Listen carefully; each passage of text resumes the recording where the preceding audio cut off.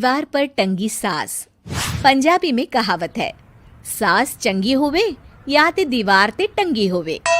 संगीता की शादी भी एक ऐसे ही घर में होती है जहां उसकी सास दीवार पर टंगी होती है। ससुर और पति शादी के पहले दिन उसे सास के फोटो के सामने ले जाते हैं, जहां ससुर जी कहते हैं, बेटा बेटा संगीता, ये तुम्हारी सास थी, बहुत नेक और भली, लेकिन थोड़ी गुस्सैल थी। गुस्सा आने पर सब तहस नहस कर देती थी, पर अब ये इस दुनिया में नहीं है।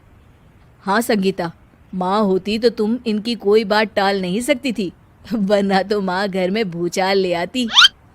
संगीता मन में खुश होती है कि अच्छा है कि ऐसी औरत अब इस घर में नहीं है, लेकिन दिखावे के लिए वो जैसे ही सास की फोटो के सामने हाथ जोड़कर खड़ी होती है, ये क्या?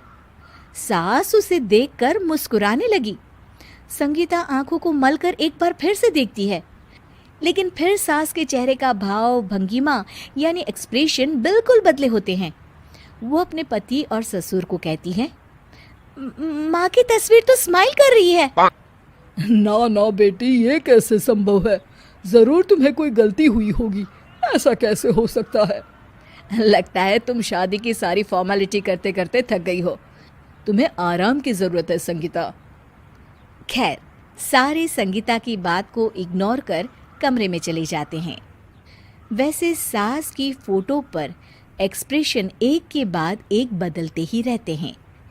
सुबह होती है, पति और ससुर को काम पर भेजकर संगीता कमरे की सफाई करने में लग जाती है कि तभी उसे आवाज आती है, टेबल ठीक से साफ करो।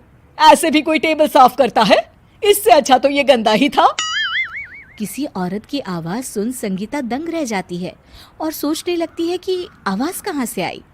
आवाज को नजरअंदाज कर वो फिर से अपना काम करना शुरू करती है, लेकिन इस बार तो आवाज बिल्कुल उसके कान के पास से आती है। मेरा घर है ये। जब तक मैं थी चमका कर रखती थी, हर एक चीज शीशे की तरह थी। तुम्हें तो ना सफाई आती है ना कुछ पता है। क्यों तुम्हें मेरे घर की जिम्मेदारी दे दी गई है? पता नहीं तुम में मेरे बेटे को क्या दिखाई दिया। मैं होती तो एक से बढ़कर एक लड़कियों की लाइन लगा देती। अब संगीता को समझने में देर नहीं लगी कि ये आवाज किसी और की नहीं बल्कि उसकी सास की है, जो दीवार पर टंगी है। वो उसके पास जाती है और कहती है, नमस्ते सासू माँ, मुझे तो कल ही लग रहा था कि दीवार में कुछ काला है। वो दीवार नहीं, दाल होती है पगली। सही पकड़े हैं सासू माँ। तो क्या हो गया आपको जो आप यहाँ भी चैन से नहीं बैठी हैं? सुना मैंने आपका व्यवहार काफी गुस्से वाला था।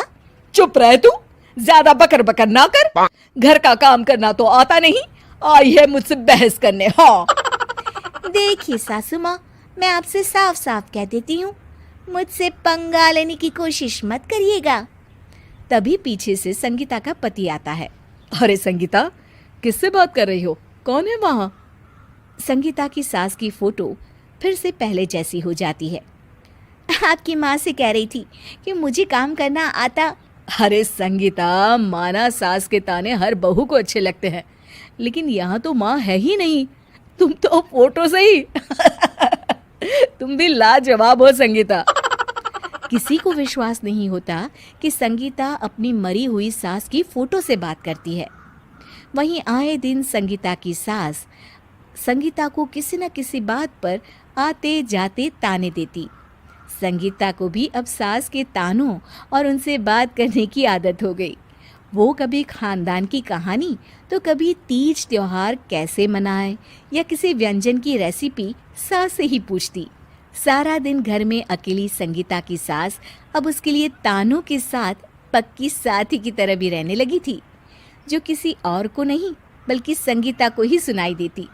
तो देखा आपने, सास बहू का रिश्ता हर रिश्ते से ऊपर होता है, फिर चाहे वो खट्टा हो या मीठा।